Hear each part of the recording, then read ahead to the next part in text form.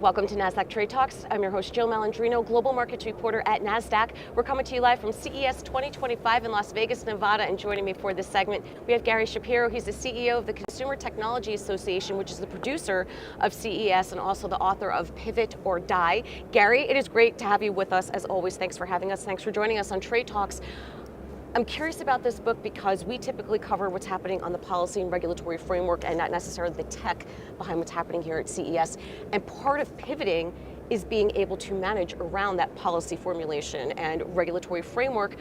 What do you see as the overarching themes as we think about applying that framework to the emerging technologies that we're seeing at CES? Wow, that's a great question, Jill. Thanks for having me. Deep. Well, we are in a transitional world right now, and everyone is pivoting. The census started because of digital technology itself and the internet, but then with COVID, we all pivoted. But now with artificial intelligence, generative AI, with self-driving, with going to quantum computing as well, with all these different public policies and governments around the world fundamentally changing over a variety of issues, this is a big time. And obviously with incoming President Trump talking about tariffs and all these things he's going to do, there's going to be some very difficult, terrorizing moments for the business community. So the question is how you react to those. Right. And you got to prepare, you have to plan, and you're going to make mistakes, but you can't be paralyzed.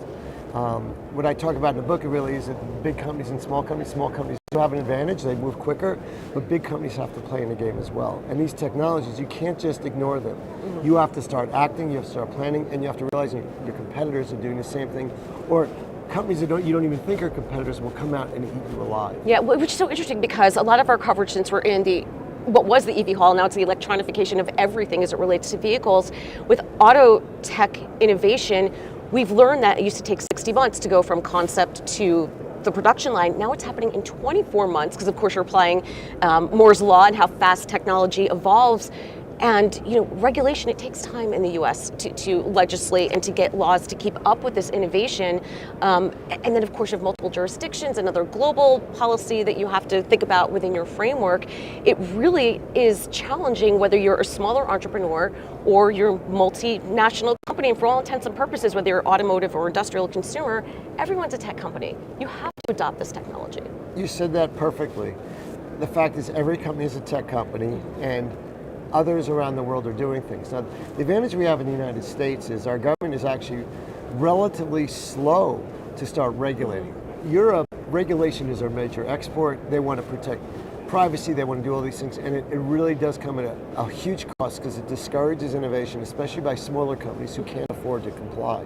China's a little bit the opposite direction. They have no regulation of privacy. They have enormous data sets necessary for generative AI, and the government wants to see massive amounts of innovation. And that comes at a cost, though. The US, our job, and other Western democracies, in a sense, the challenge is to stay in the middle.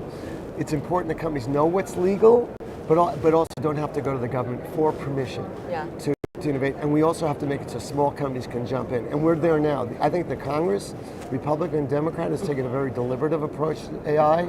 They've been listening more than they have been regulating, which is great. Right.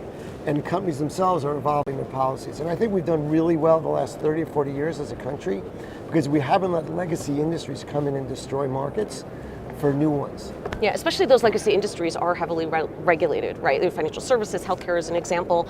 I think what's interesting is there's two sides of this equation. You have GDPR, which is stringent when it comes to data privacy. Then you have, to your point, China, which is more relaxed, and we're trying to figure out somewhere in between, because fundamentally when we think about privacy, just who we are as a nation, we look at it very different than other areas of the world when you think about encompassing free speech and privacy and what that means. But you also need to comply with other global regulatory regimes. And this formulation is happening right now. And I find that fascinating. It does seem to be happening at warp speed. Even from a cyber perspective, all this data, all this emerging technology, the rush internally or externally to go to market, we're figuring all of this out and formulating it now. I think it's a very exciting time for that.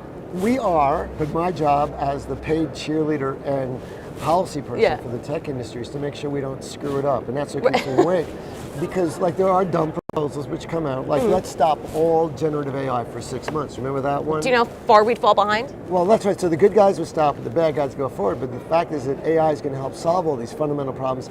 and help out with cybersecurity and with privacy and things like that. But we do need rules of the road, Right. and we need it on a federal way, so not every state's jumping out there to try to say we're going to regulate you because we can and we're scared, and this particular segment doesn't really understand generative AI. Fortunately for us, we have a tremendous amount of knowledge in U.S. companies and U.S. leaders, and a desire to actually do well for the world with that. Right. Think about the Delta keynote last night.